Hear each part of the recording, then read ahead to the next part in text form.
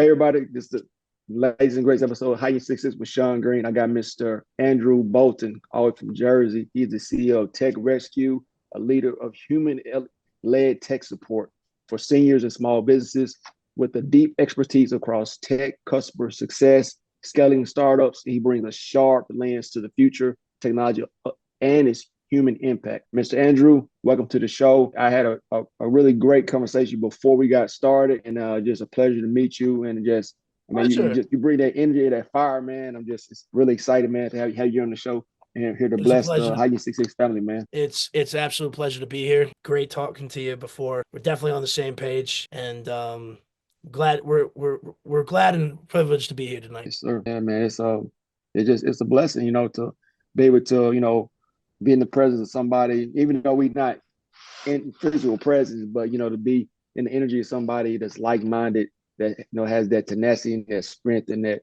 the future, I guess that foresight for a vision for building something great and expanding. And so it's really just it's a pleasure. I'm really just excited about all this. It's almost a bittersweet moment because my business would not exist if we have not done this to ourselves as a society. So my business exists as 24-hour customer support with human connection, right? So no matter what happens, no matter what you're going through, day or night, wherever you are in the world, as long as you have Wi-Fi, Bluetooth, or data connectivity, you can get in touch with us. We have a So 1-800 number, 855-250-8586, and you will get a real person. We have become so obsessed with efficiency and mhm, obsessed with artificial intelligence that we have basically one disconnected ourselves from reality. exactly. And there's this argument where how do we get back? How do we get back? And unfortunately, we're past that point of return. That genie has the genie's out of the bottle. It's over. Yeah. It's done. All right. Let's stop talking about what was, and we need to start talking about what are we going to do now. Yeah, So that's true. businesses like mine now exist, and I will be fighting with new competitors as the first one in the space. I know that I'll be dealing with competition, and I'm going to have to deal Mhm. with that because there is such a demand for this market. We are starving for human Mhm. connection. So Yeah. if you don't believe me, get on the phone, call your insurance company, call your your car note, call Yeah. whatever. Press one for English, two for Spanish. You have to press one for this service, two for that service, Mhm. three to get to that department. And then when you get to there, you have a maze full of another lists. We don't do that. You pick up the phone, you get somebody. This is going to be the way of the future. And companies that have gone highly optimized are eventually going to lose market share. Now, there's the argument to be made that, well, wouldn't they go ahead and do the same thing? Well, if you've cut your cost at such a rate, you probably won't. So you'll just Mhm. adapt and make different modifications to your business model because you've programmed it to be so optimized, right? You can't just uninstall that and then reinstall something else because then you have all the processes that go back to putting humans into that function. Yeah. That's not going to Yeah, happen. that's true. Yeah, because they invested all this money for the AI for basically to eliminate the human factor of the tech of support, and now basically if they were going to change that, they will have to basically reinvest and change the whole process. And so Exactly. most and for a big company enterprise, that's millions of dollars they have put into that to have that in place. And so like like you say, it wouldn't be an overnight change, for the company to change that. No, and we really wouldn't that aspect of the market really wouldn't change. What you're going to start seeing is a whole world become a lot smarter. So we have smart refrigerators, smart ovens, smart dishwashers, smart Bluetooth, smart everything. Mm-hmm. Everything's becoming smart. Everything's talking to one another, which is Connect to going to Wi-Fi. be later on our weakest strong point, right? As we get closer to tensions around the world, us being more completely dependent on a computer grid, right? Because if we look at what information is, it's all a grid. All right, all that information is connected. So the deeper that we make the grid, the more susceptible we are to massive attacks on our country, from outside forces, including solo hackers, right? Which is also That's one of true. the biggest issues that we face in our line of business when we're dealing with seniors is we deal with hackers. And it's a shame because Mm-hmm. over $8 billion last year was stolen from seniors over 65 and older through credit card scams, through phone scams. And now with artificial intelligence, the memes where, you have Pierce Mm-hmm. Morgan or, John Travolta or somebody or like Al Pacino call you, or it's like your own Hmm. kids calling you. Well, Exactly. if I can hack into your system and I can find out all this information that your daughter's name is Carly, your son's name is Christopher, he Hmm. lives he lives in, Wisconsin, your daughter lives in Boston, she's got a dog named Ruffles or something. If I can start gathering that information, I can then program a script in an AI chatbot. I can then draft an email, Hmm. or then I can then use something like Sora, which is an automation AI movie maker, and you can create a phone call. You can create a phone call of your daughter, of your son, of your nephew, or whoever, because all you need to do is just get recordings from them from any social media that you have. How many of your friends are Exactly. on social media talking? When you look at a voice note, right, it's verbal wavelengths, right? That's what a Hmm. computer reads, is the spacing in which the frequency of volume changes. That's your voice. So if you can measure that and replicate that sound, you can make Hmm. anything you want. Yeah, that is so crazy, man. So one of the things that we recommend to our customers, and this has been done by American Express, this is done by Goldman Sachs,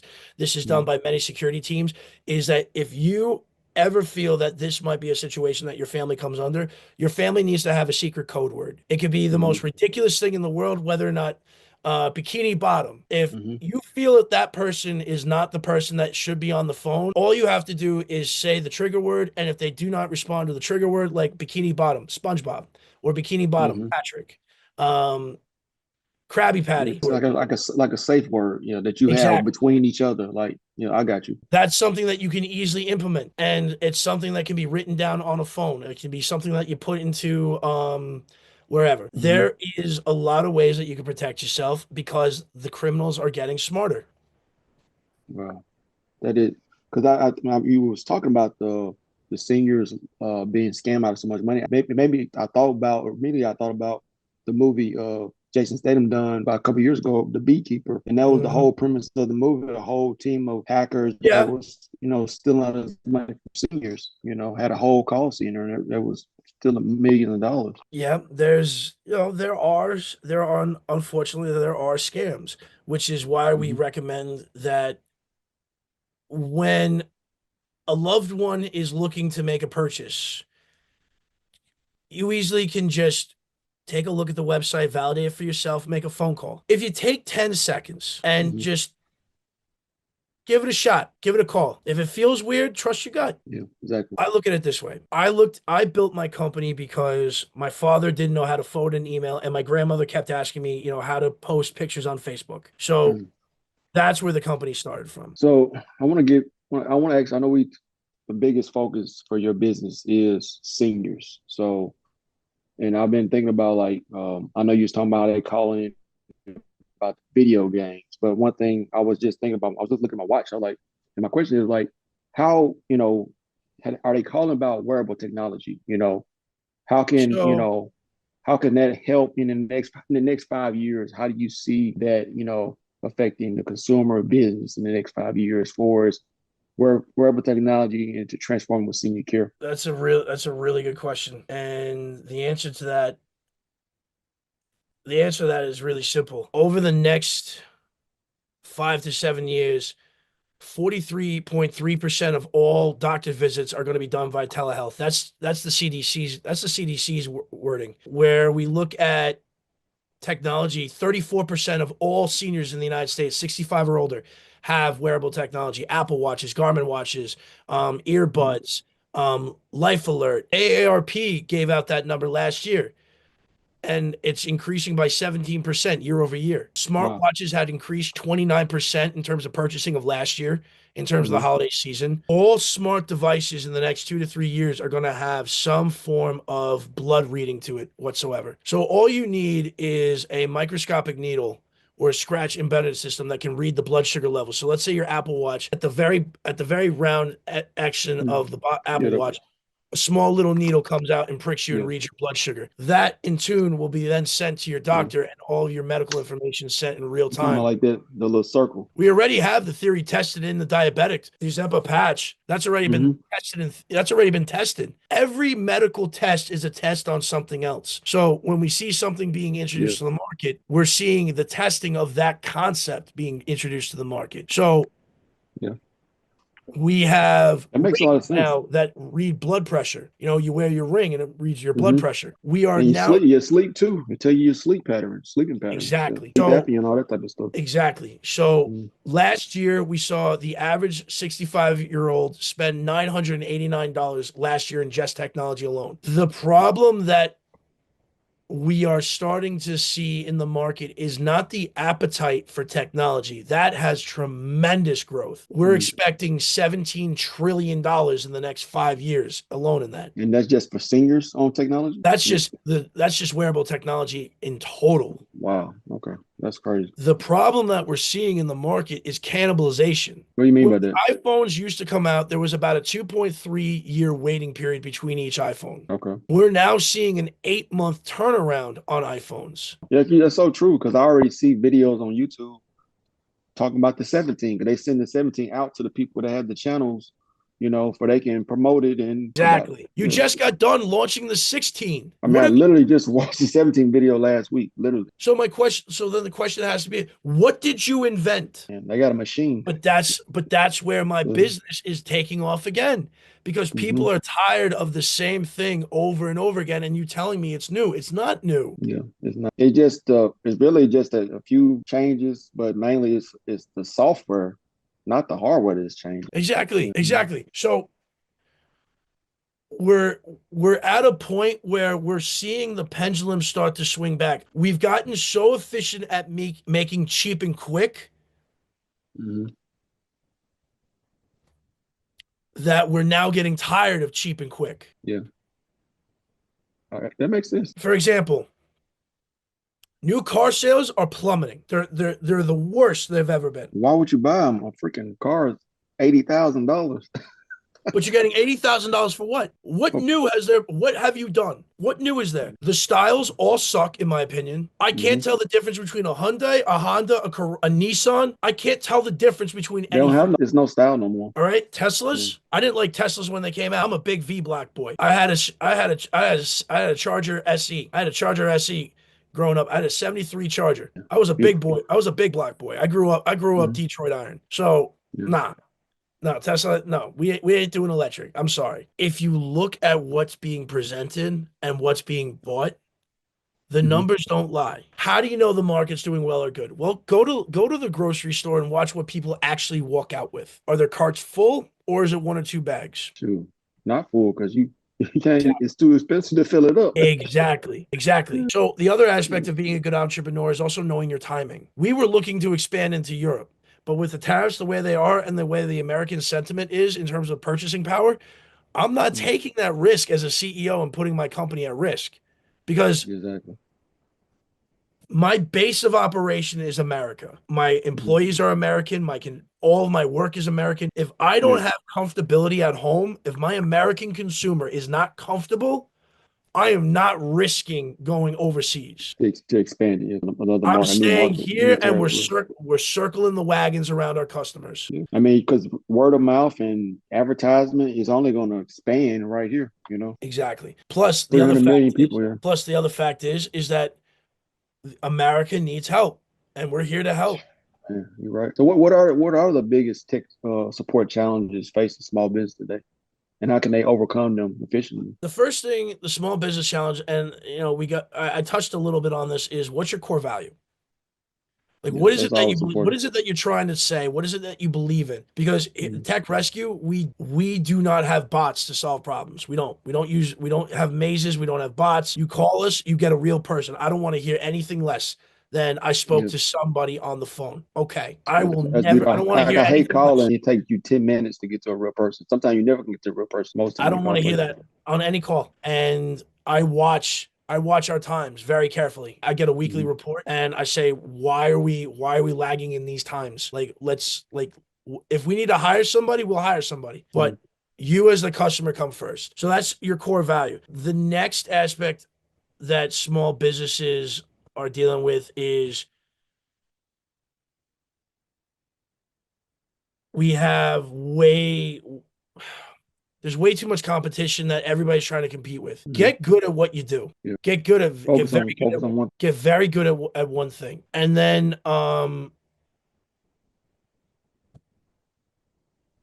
the final thing is just be budget sensitive. Yeah. Small businesses have a very, very hard time, and we went through it. There's Yeah. things that you want to do, and there's things that you can do, right? There's realities of life. If you can do something for free, do it. Figure out how to Yeah. do it yourself, and then save up to do something big. And we were talking about um being in a community, right? A business community. So Hmm.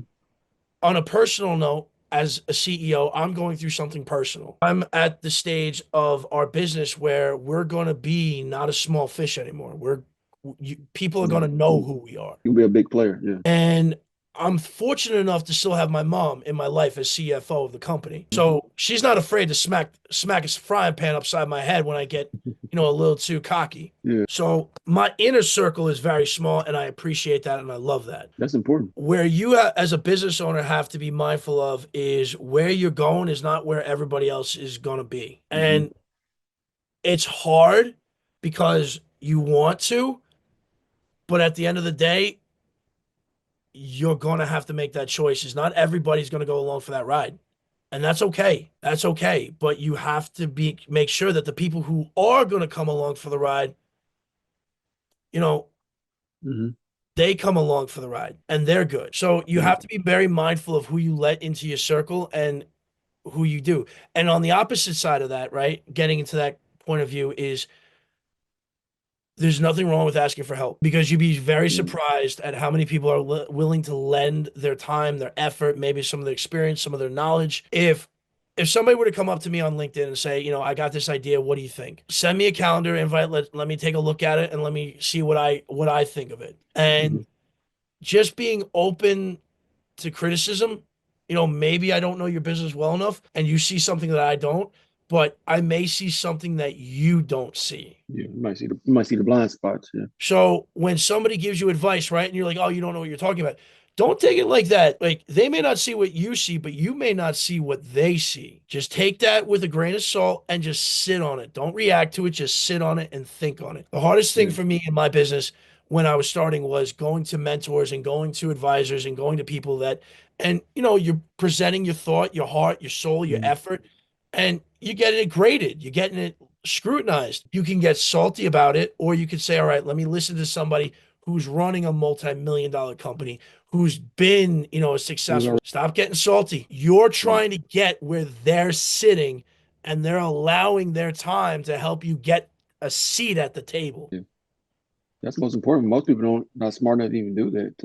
Because you gotta be around the people that's actually have done it or either doing it, or They're you not can going be in to that open same the door. energy. They're not going to open the door for you. The best they're going to do is just push out the chair for you to sit down. That's the best that somebody's going to do. So take that. Don't get a certain way about it. Just take that because they're inviting you to sit at the table. When somebody gives you the time and effort and an opinion, it's a small gesture of we're willing to let you sit at the table. Now, what are you going to do to get here? Yeah. They open the door for you, but you're gonna have to do the work to actually build Exactly. it to And the that's what level you the want to young build it to. generation doesn't realize. They're like, well, where's my help? You're getting the help, but you weren't going to be given a seat. That's not how Hmm. this works. You gotta earn it. You gotta put the grind in, grind time. And that's Yeah. the problem. And that's the problem that we have with trying to hire new help sometimes is when I'm interviewing kids right out of school, they're asking for things like I had one ask me, a starting salary of like $80,000. And I went, you Wow. haven't taken the first hot phone call. You're looking for big boy money. Wow, 80,000. That's crazy. Oh yeah, Uh, I've gotten some wild ones. I guess they say if you don't ask, you don't receive, right? Hey, listen, man. Like I give them credit for let's start negotiations off strong, but there ain't nothing Yeah, to negotiate. I haven't seen you work. exactly. They just give $80,000 off of hope and the dream. Listen, for So $80,000, one thing, I know exactly how a Hellcat's going to perform for $80,000. I don't know mm, how you're going to perform. exactly, that is so true. One thing I like in you was saying how like for your when people call in to the business, they getting a real person on the phone. They getting the real human connection, the real personal touch. You hear the real voice, you getting real energy. How can how what you're doing? How can that be other entrepreneurs like strategically, scale customer service experience to be similar to what you're doing, without losing that personal touch. Start small. Start small. You be the voice on the phone. Then you find somebody that sounds good on the phone that you can trust. Remember, who you let on the phone are the people that are handling your business. That's the people that's touching your money. Yeah, that's true. Yeah, Every that's true. single time that phone rings at our call center, And they represent your business too, which they're doesn't mean they represent representing me you. and my business. That's our money. That's and the best way to put it into context is you tell your people like, hey, by the way, you don't do a good job on the phone. I can't afford to keep you. You don't work. Like this is a help me help you situation here. The more people that love us, you go up the totem pole. I can't You move lift up. you up with what I got. You give me more, I can lift you up. Help me help you. That's a team. You want a winning coach, you need a winning team. Yeah, that's true. You got to bring something. You got to bring something. You got to do something. Like you said, be, do, have. You know what I'm saying? Figure out what it takes to get it successful and then replicate it. And then the people that you bring in, start small, get quality, not quantity. Quantity will get you numbers, but you're going to burn faster than that way. Good quality lasts. Yeah, and it's remembered and then respected too. Exactly. Definitely. Exactly. When you So, call us, you're not going to get somebody with an attitude on the phone because they just got, they came into work all hot and bothered. Like so yeah, integrity and intent is what we pride ourselves on. When you get on the yeah, phone, as I said, every call is a hot call. They're calling in yeah. hot. They got a problem. So it seems like to me, it sounds like you teach your team to have like the, I guess, say the Chick-fil-A approach to customer service, whereas like this is my pleasure, to serve you, to give you the best, experience, Well, and to don't you want like how? Well, let me ask you this: how do you want to feel when you get done with a business? yeah, you want to feel like whatever you call for, or whatever that issue may be, whatever the question was, you want to feel like it was resolved. You want to feel Yeah, like you got some you help. want to feel Yeah. good. You don't Hmm. want to leave a phone like when you get done with the bank. Do you ever feel good about dealing with the bank? Yeah. You call your insurance company on your car or your health. Do you feel good about making that phone call? Yeah. Exactly. So why am I going to make that another thing that you got to deal with? Yeah, that is true. You're right, because most places we deal with that we give a lot of our hard We money to, deal that with. we deal with them because a lot of things we do is not, we want to do is like, oh, you got to do this to do this, to have this, you got to have this. So it's like you deal with these people because to avoid certain things. So You call um, me is because you're at your last straw. yeah, You can't do you're done. You're tired. You're like, I can't do this thing because I'm gonna rip it out the wall. I'm gonna throw it out. That's who I get on the phone. So I tell our call center people when we're doing pre-calls and we're doing, preparations and we're doing interviews and we're doing assessments. I do not sugarcoat this. I don't hide it. I tell every single one of them.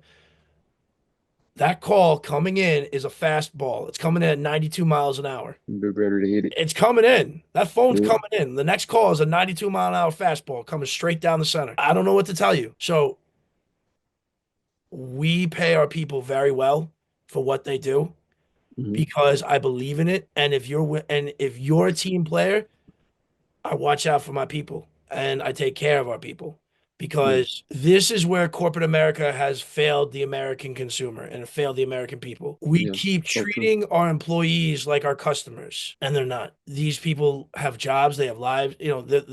I support their life. I support their families. They're doing a hard job, so they get compensated for what they do. They get compensated for what they're going through. And I have incentive programs. I'm not a company that does the gift cards. I'm not the company that does the cups or the hats Hmm. Yeah. or the whatevers. I give you gas cards. I give you Amazon cards. I give you we do cash bonuses. Hmm. You do great work. Something that really matters. Something Something that you that can do something something with. that's gonna really and truly, you really want another hat, t-shirt, or do you want a $50 gift card? Yeah, you can buy some gas, buy some lunch, or do some. Yeah, actually see something with it.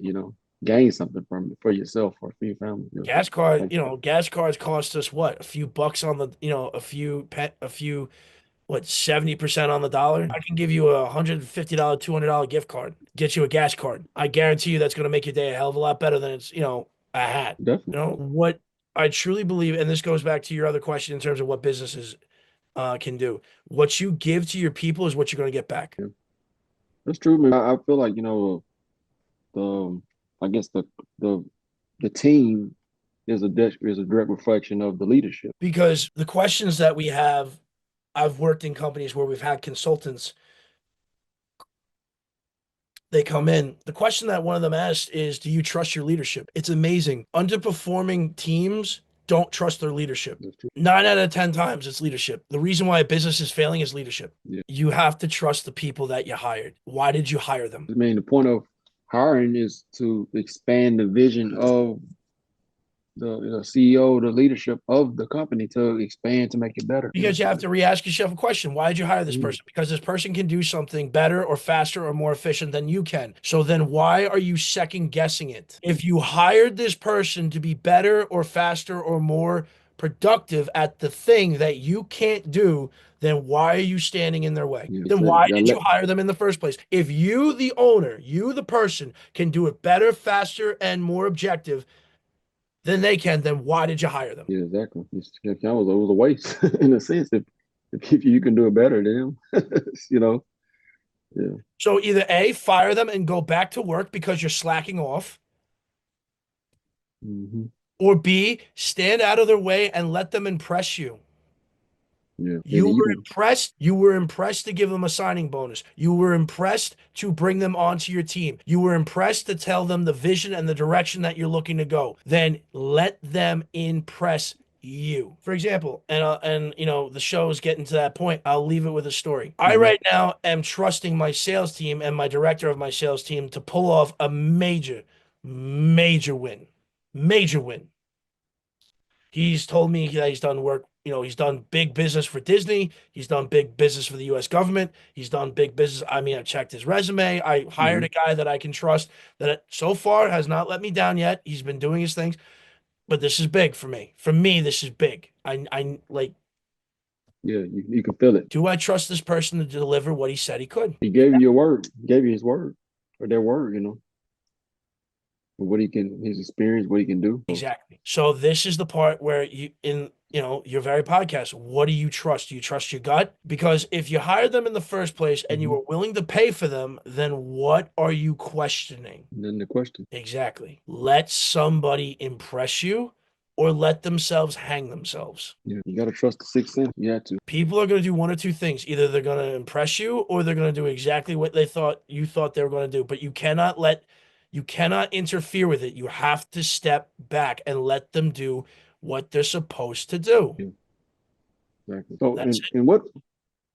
in what ways does consumer behavior trends directly impact technology adoption and broader economic indicators like the GDP? Well, where we're seeing trends in our businesses, people are getting tired of AIs. So we Yeah, are the definitely. so your first point of contact or FPC, your sales team, they're going to be the ones that give you the best information. They're going to tell you exactly what your customers are talking about on the phones. They're going to be the first ones to tell you what's going on in the field. That's your first point of contact. That's your most raw data you can get your hands on. Mhm. So where you adjust, like for us, our FPC is our call center. That's our FPC, is our first point of contact. Where we had to adjust is understanding that seniors are in the gaming industry. So I had to adjust my business model to make sure that we can cover the gaming industry. I've had to study and had to read up on new events, on Comic-Con, on new video games that Mhm. are coming out. I have to understand these things because now my business model is tailoring to it by my customers. My customers are calling in about these questions. Yeah, so So you have one to or two basically things are evolve going to your happen. business plan. Yeah, So one or two things that can happen. Either I can adjust my business and my business model, or I can let somebody else come up with a new business model. And that's now a competitor. yeah, and you want to isolate the competition anyway. You Exactly. know. I want a hmm monopoly for as long as I can. Yeah. So Yeah. I went out and I found an analyst. I found somebody in the video game in the industry who writes on these things, who knows video games, he's he's a video game writer. He's built games. He writes on games for CNET magazine, and I hired him as a consultant. I hired him to write the standard operating procedures on all the video games that we're getting. Yeah, because you're an expert. You trust them to lay it out there. I So mean, he's built video games. He's hmm written about video games. He's an author on editorials in a highly regarded, hmm magazine in terms of technology, science, and video games and media. So when all these accolades add up and the personality I like too, let the man do his job Yeah. because he has to hold himself accountable, right? They know they Hmm. have deadlines. You have this, and this because we need this, and this by this date. Okay. Done. Yeah, it's done. If we're thinking about us being grown-ups, they're grown-ups, right? You told them what you need, when you need it Hmm. by. He's a grown-up. Yeah. Let him be a grown-up. Let him be a working adult. Let him do his job. And then you can go do your thing and then think and Exactly. expand and focus on other parts that may need some addressing within the business. Exactly. It's a 24-hour business and you could either make it harder for yourself or you can make it easier. Yeah. It seems like, from everything you laying out there about your business, how everything operates, it seems like everything is structured soundly and it's expanding and it's only greater and bigger things are in the It horizon is. for you and your team. That took but that took a lot of growing pain. That took Mhm. a lot Yeah. of growing pain. We've been at this for 2.5 years trying to I mean, figure out what works and doesn't work. What it was a lot of pain. It was a lot of figuring out, color schemes and website designs and mhm. messaging and there was a lot of things that there were arguments on, and we went through multiple web designers, we went through multiple copywriters, we went through Hmm. multiple marketing teams until finally I got to the point where somebody said to me, either you let them do their job or you do it yourself. Yeah. You hire an expert to do an expert job, so you gotta trust them. And then, if it don't work out, then you have to fire them and find somebody else that may do it the way you really want it or have more It's aligned with your vision. like hiring the plumbers to do the water heater, and you're going to be down there telling them what to do. Like, all right, here's the wrench, show me. Yeah, that's one thing I've never done. If I hire somebody to do a job, I don't never gonna stand over them because if I knew how to do it, I'd be doing it myself. But that's, Yeah, but that's what you have to ask yourself as a business owner. You got to get out of your own way. That is the biggest thing that business owners don't do is get out of their own way. Get out of yeah. the way. But it seems like like with your circle smaller, you have people you trust, but you have an expert counsel around you, people that really You want the have best to. for you because it's only going to help them too if you succeed. When you're dealing with advisors, you want people that have skin in the game a little bit, but also are distant enough away from you. They're out of your personal life. They don't know you personally. They only know Yeah. you based off of what you're trying to do, and they want to see that succeed. So they have skin in the game, but Mhm. your personal life cannot be intermingled with this Yeah, because you that makes want sense. somebody to tell you the brutal truth. The brutal truth will make you money. Your feelings will cost you money. That's so true. You want people So true. outside your circle. You want to have two circles. You want to have your business side and you want to have your friends side. Your business and friends do not mix. They never do. Now, that doesn't mean you can't help each other out. That's not what I mean. But what I mean by that Mhm. is going to people with certain types of problems, they're going to look at it as a friend side, not as a strategic side. Yeah. And in those moments, you need strategy above everything else. Yeah. Because when you're frustrated and and I've been there, you're not thinking straight. You're desperate. You're looking to hear the right answer. You're not looking to hear the real answer. And your friends are the worst people to give it to you. Yeah. Because they're gonna give you like more emotional advice, not the strategic and advice that's gonna get you over the hurdle. Mm. Real good advice is going to hurt your feelings. I hate to say it. Real good advice is going to hurt your feelings. So either you can handle that or don't ask for it. Yeah. Exactly. Because I can't tell you something that you're not going to want to hear and us hang out tomorrow at after work. Yeah. Because all you be thinking about the last thing they said. Like, exactly. Sean, Well it was said. a pleasure talking to you, Well my said. man. Well You said. invite me I on anytime you want. I loved it, man. I learned a lot, man. I know that you are an amazing leader from the way you speak and talk Hey, about your listen, your people. the only way that you Yeah, become that is you got to go through the trenches too. And one of that's two true. things happen to people that go through the trenches. Either A, they swear that they're never going to go through them again, or they make everybody, harder for everybody else. That's true. But I mean, I wish you the best, with your Of, business and everything you got going on. of So course, follow before I let along. you go, what other than the expansion of your business, what's next for you for your personal business? What's the vision for the next 5 years, 10 years? Well, 5, 10 years from now, we look to be a global entity. We're poised to really start making an impact in the world. But the way things are right now, we got a lot of work that we need to do at home, and there's a lot of things that we can do to help. Some charity work, trying to do some stuff to give back. Right now, the country's hurting, people are hurting, Yeah, and big we as time. a company are trying to figure out what we can do to help the best we can, because that's our responsibility as a community business, is seeing what we can do to help. Yeah, A lot of people I are hurting, appreciate that. and guess what? If it's an hour of your time, or maybe a few bucks, or promoting somebody's business, whatever it might be, we're at a point in our society now where we need to start asking ourselves,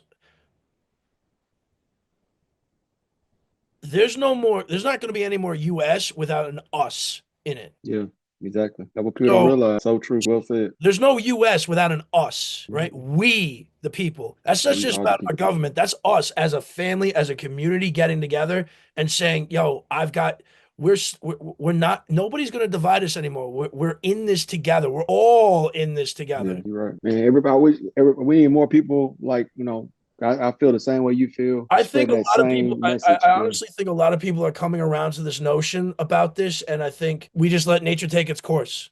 We just let Yeah. nature take its course, because good things don't go unpunished.